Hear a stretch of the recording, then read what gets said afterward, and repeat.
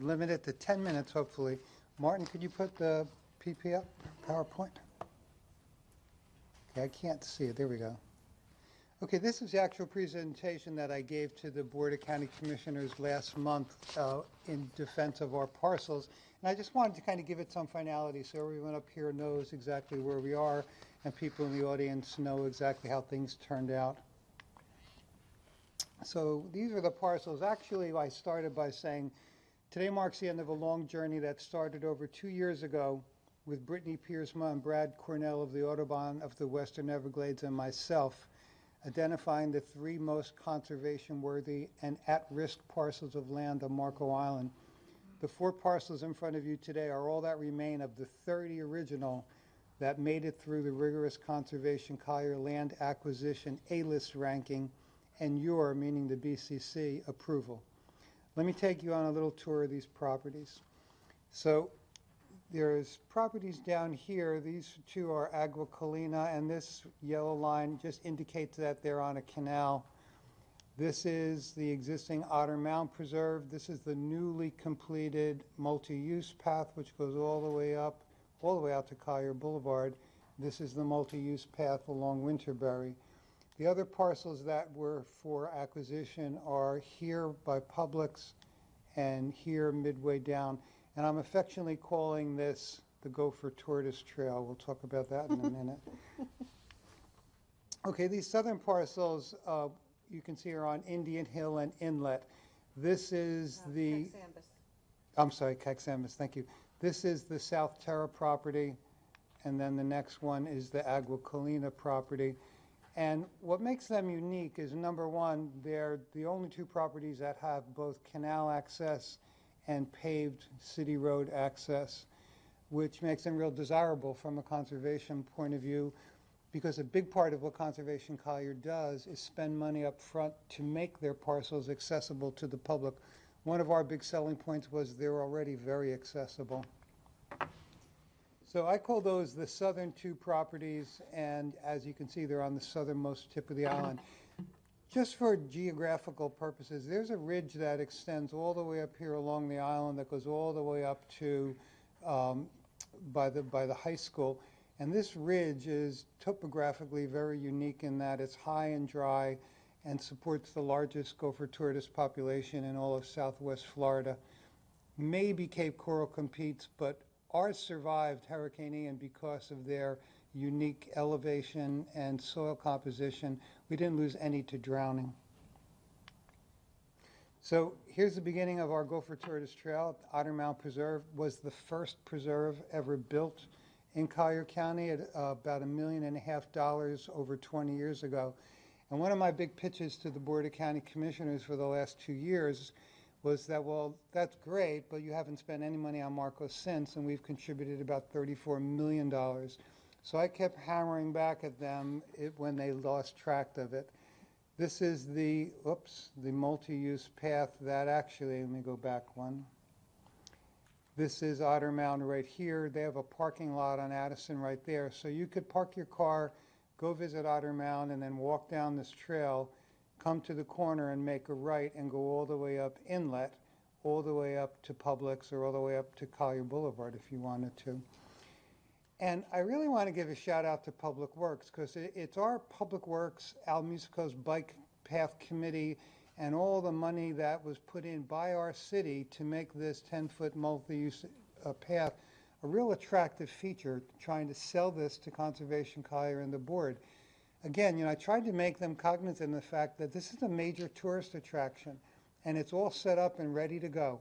And our residents can walk, can bike, and can see all these natural attractions without ever having Conservation Collier have to do any upgrades.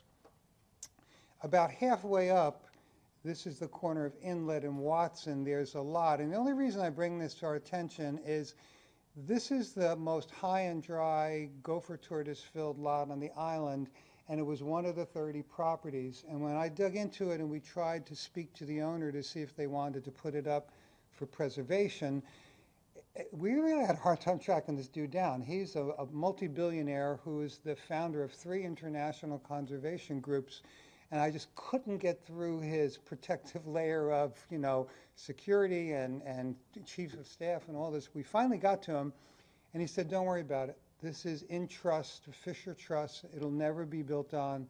I'm really ecstatic that it's on your new multi-use path. Go for it." The other thing I want to point out is right there's one of the signs that our Department of Public Works put up, and I'm going to show you all the incredible things that these folks did. They not only put up those flashing signs, they actually burned signs into the road. And this was our own Public Works Department at our expense trying to improve these, these parcels and improve the safety for these tortoises. And again, this was really something that impressed both Conservation Collier and the board, seeing that we've already put a lot of money and resources and we're committed to helping protect these creatures. This is the Diane Chestnut lot, one of the 4 lots that was up for acquisition. It's got a lot of unique trees and plants and shrubs, as well as lots of tortoises. And again, this is looking from across the street from the inlet multi-use path. When I was there are actually a lot of tortoises walking around. If you take a ride down inlet on any day, especially from 10 o'clock on, you'll see multiple tortoises. Another gopher tortoise sign in the road, thanks Public Works.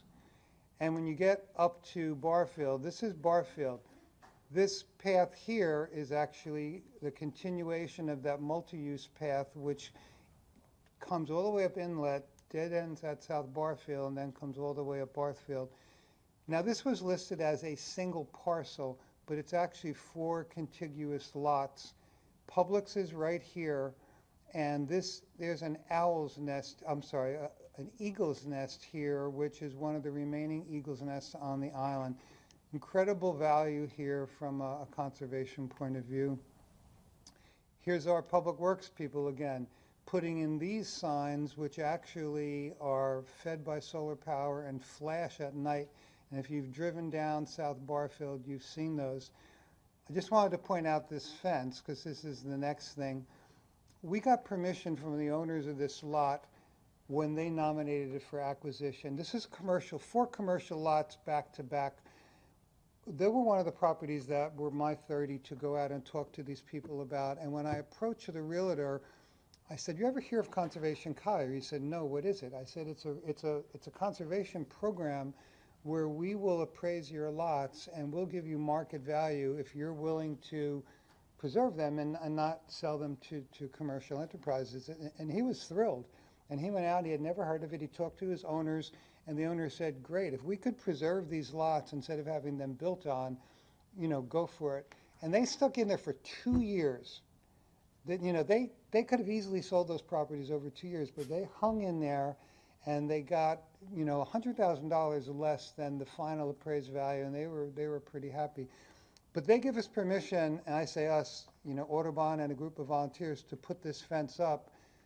And Chief Frisano was instrumental in putting signs up notifying drivers that, we lost 22 tortoises in 2021 to roadkill crossing this road.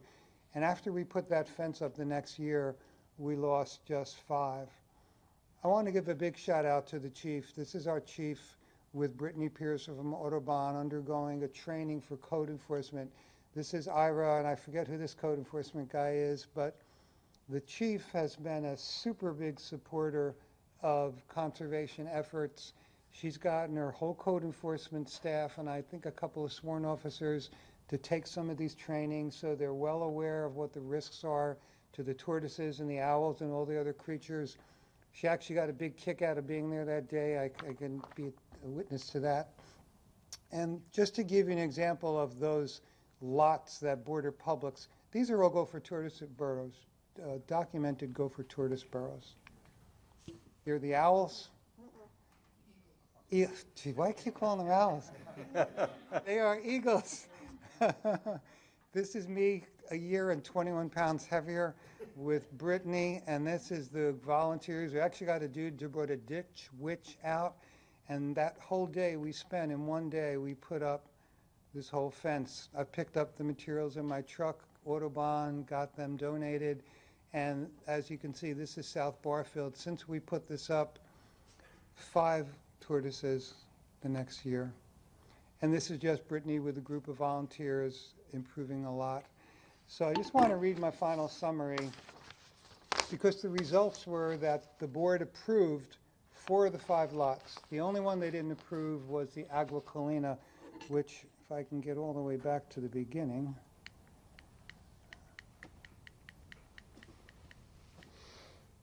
Okay, they didn't approve this one, and this is the one that has the archaeological and historical significance.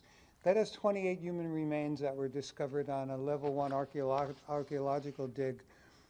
The county commissioners felt that because of that, there would have to be future archaeological digs, and this would be held up in the courts. The Miccosukee tribe would get involved, and the likelihood of it ever getting developed would be pretty slim. So they voted to not spend the $1.2 million on this. They did spend $5,300,000 on slightly over 3 acres of land, the most ever spent on Marco Island. So in summary, to them I said, unlike most of the properties up for acquisition by Conservation Collier, all of the Marco Island parcels have instant access via paved city roads and 8-foot paved multi-use paths, and 2 of the parcels are even accessible by water. Number 2, the accessibility will reduce future maintenance costs for Conservation Collier, with 0 need to develop roads or trails to open them to the public. 3, the City of Marco Island resources to help Conservation Collier manage and protect the property. We've already installed signs in the road bin and on the sidewalk. Code enforcement has already been enforcing speeding and illegal dumping and illegal parking on all of the lots, and will continue to do so, further reducing Conservation Collier costs associated with these activities. 4, a large cadre of volunteers are eager to help Conservation Collier in future efforts to maintain these properties. And 5, we have a business community who will promote safe, guided tours of the area for residents and visitors, which will help the local economy. Again, a shout out to everyone, to Public Works and all your people for doing all the signage, to the city manager for speeding up the construction permits and allowing us to help put up that construction fence, to the chief for agreeing to put up. Actually, I called her one day, I said, Chief, I made a right onto South Barfield and there isn't a speed limit sign until I get all the way down past Winterberry. In 2 days, she had 2 30-mile-an-hour speed limit signs up. So this has been a massive, shout out to the Beach and Coastal Advisory Committee and to Audubon for working together on trying to protect these creatures before we even identified the lots. So, and lastly, to my fellow councilors, for seeing the value in this, for supporting me, for writing letters to the Board of County Commissioners, and for this joint effort to preserve the most land ever on Marco Island. Thanks, everyone.